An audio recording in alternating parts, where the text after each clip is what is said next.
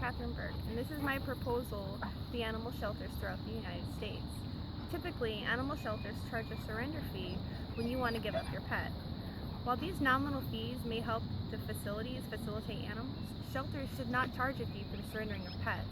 Taking these points out of the equation would reduce the amount of abandoned, abused, and neglected pets. Some people would feel embarrassed being unable to pay the fees, and people who cannot afford the surrender fee may opt to abandon their pets.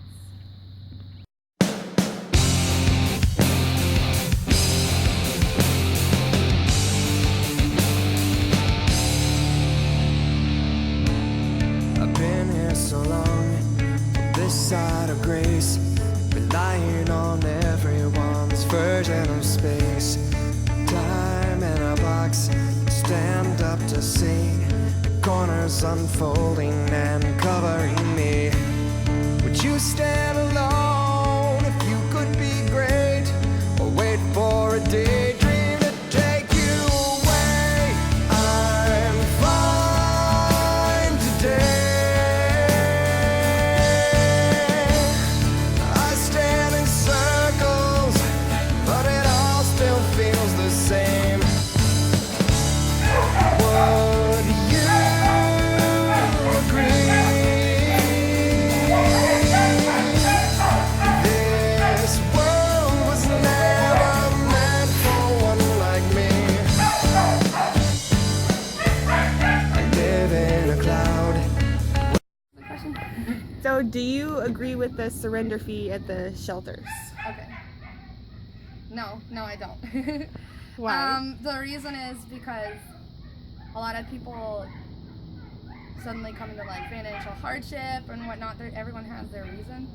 So, and I think that's really common in this town. So I don't think it's fair to charge a fee for someone to turn over their animals. And a lot of people are judged on that negatively. Like there's the whole Yuma Proud Pet Owners page. Anytime someone rehomes an animal, they're like judged immediately. So I mean, their only option really is to go to the Humane Society, and then they get charged for that. And then I also don't really agree with charging if your dog is lost and it gets turned in there, because they get charged for boarding, they get charged for vaccinations, because they automatically vaccinate regardless if the dog has been vaccinated before or not. And then regardless if it has a collar or not, they'll charge depending on that as well. So it can really add up pretty quickly. So this is like if they pick up an animal that's gotten loose, like out on the street. If someone called animal control, or if animal control is out and found a dog and they brought it in, it depends on how many days there are. It depends on if they have a collar or not, if they're licensed or not. You'll get charged if you haven't licensed your dog, and you'll be required to get a rabies shot and license your dog before you can actually take it out. And if you don't have the money for that, then you're kind of stuck, and they have to keep holding on to the dog, and the fees keep accruing because they're still charging for boarding. Because they feed them with their own food.